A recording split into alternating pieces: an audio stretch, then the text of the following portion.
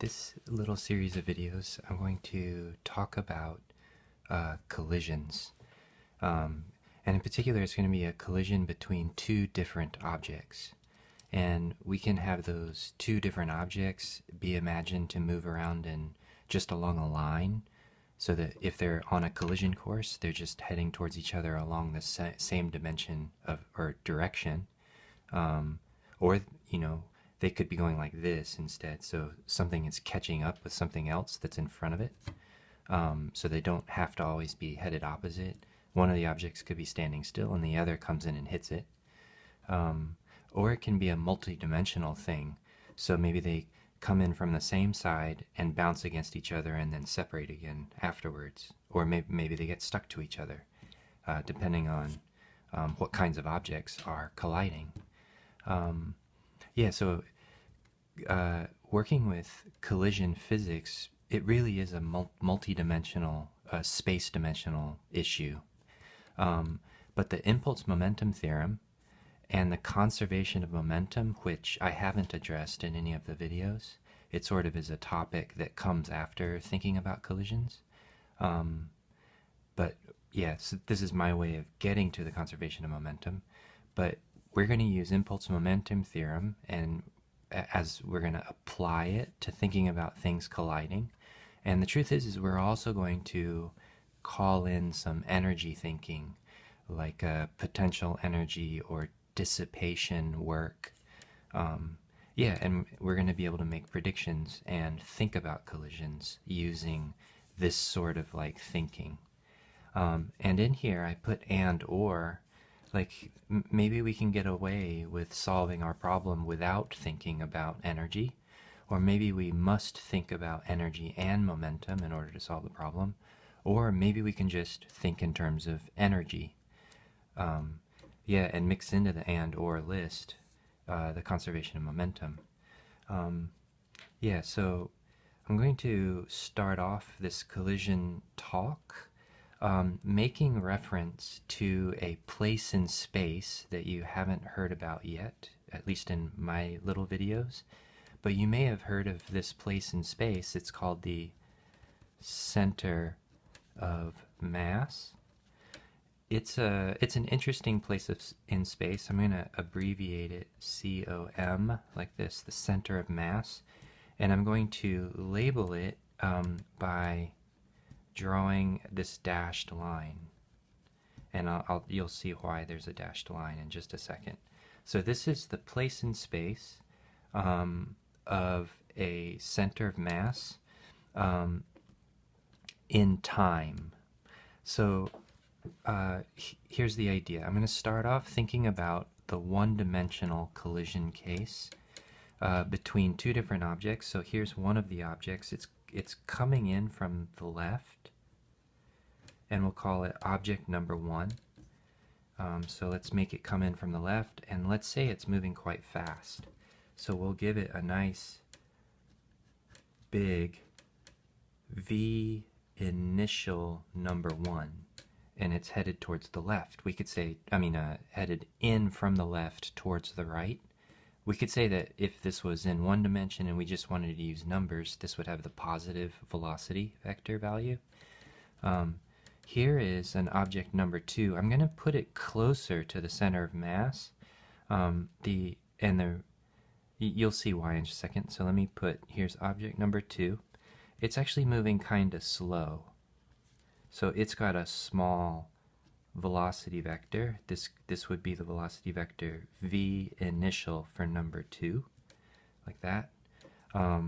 So it's headed slower, and so in the same amount of time that number 2 takes to get to here, number 1 is going to get to there in the same time. So they're going to have the collision here, is the idea. So so let's go a moment in time further. So number 2 has just got to the line, and it's still got all of its motion, so that means there hasn't been any force on number 2 to cause its motion to change yet. And here comes number 1, and it's still got all of its really fast motion. So this is the moment right before collision, and I think it's interesting to point out, this is right before the collision process starts. So the idea is, when these two things collide, if they're, in particular, if they're very soft, then when they collide, they're going to deform and spend time next to each other. And then if these two things were very elastic, like rubber bounce balls, then we would expect them to undeform and press away from each other in such a way that they separate and run away from each other again. So that's something that could happen. Another thing could happen, though, is the two objects, if they're soft, they could be more like balls of wax. So when balls of wax get crushed, they don't tend to restore. They have no restitution. I think that's the word to use. And so they'll come in, crush into each other, and then actually just kind of like get stuck. Maybe they bounce apart a little bit, but they're really deformed, and they move away very much slower, is the idea. Another thing that could happen, actually, and this is kind of like weird, but what if actually number 2 carried a really small explosive charge, like a little dynamite stick? Then when number 2 and number 1 hit each other, there might be a crazy explosion, and number 1 and number 2, after they collide, they run away very, very fast. So there's lots of different ways that these two things can collide, and so there are different processes for collision, depending on what kinds of objects 1 and 2 are, and if there's any other interesting situations. Another thing that I didn't mention, but I think it's pretty interesting to put this in mind, is I'm going to consider, at least to start, although later I'll do a problem, an example problem that doesn't do this, but I'm going to go somewhere where there is no gravity. For example, way out in the middle of space, far away from all the other stars and planets. And so there is no gravitational force. That is, these two things, as they approach each other, they're not falling. So this is just happening out in space. There isn't the complication of extra gravity. It's just, so the only force that these two objects will experience is their contact force, right? The forces that show up during a collision process. So those are the only forces they're going to experience. So there are 2 special cases. I'm going to list out the 2 special cases of what might happen after a collision. So after collision, these are idealized special cases. One of the special cases I alluded to when I was talking about the 2 objects being very soft, but also being more like balls of wax. So what happens is the collision process starts, so they ram into each other and they deform each other. But what happens is, this is really interesting, number 2 and number 1 kind of become one object with no motion. 1 and 2 are stuck to each other.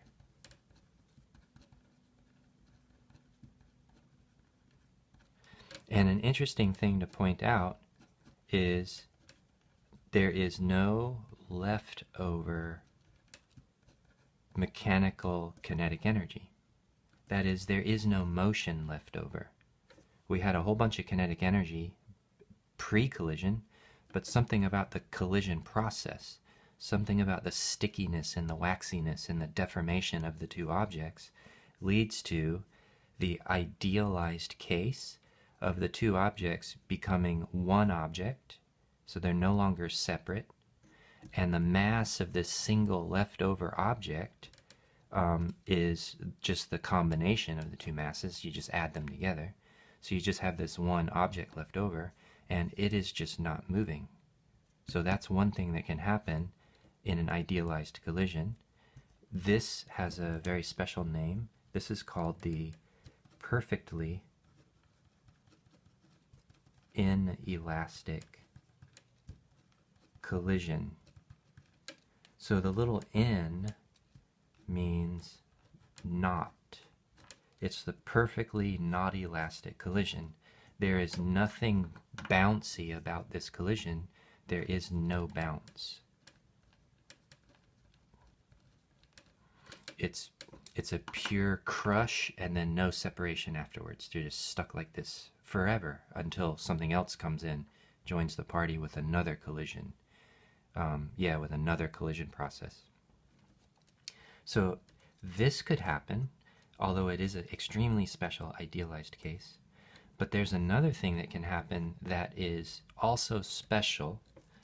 And so let me draw that now. It's instead to have number 2 leave the collision with exactly the same speed as it came in with. So number 2 leaves the collision with a final velocity which is simply just equal to the opposite of the velocity that it came in with. And number 1, right, if it's also leaving with the very same velocity, then because it was moving faster before the collision, it would, in the same amount of time that it took number 2 to get here, number 1 got all the way over to here instead. So here goes number 1 going away pretty fast. It's the same speed that it came in with, and we'll say that number 1 has a final velocity that is equal to the opposite of the velocity that it came in with. So this type of collision, so I'm going to put a big old or, right? So it could either be this will be the conclusion, right, after the collision process has finished, or this would be the conclusion after the collision process has finished. These two things just separate forever. There's no reason for them to turn around because we don't have any other interesting physics or forces that are going to cause them to come back to each other and have another collision. So I could either have this perfectly inelastic collision, or if the velocities are just the same speeds but backwards, this type of collision, so let me circle this. This type of collision, you may be able to guess what it's called, but it's called the perfectly elastic collision.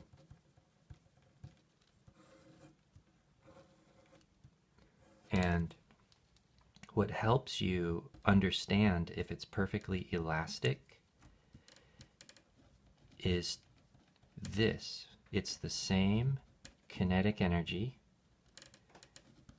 and same objects before and after the collision. So in the perfectly inelastic collision, all of the kinetic energy goes away. In the perfect elastic collision, all of the kinetic energy doesn't go anywhere. The kinetic energy is part of the incoming, as well as it's the same amount of kinetic energy in the outgoing. Yeah, so these are two different types of what are called idealized collisions. So let me show you that these aren't the only types of collisions. Just for fun, I'm going to show you some more.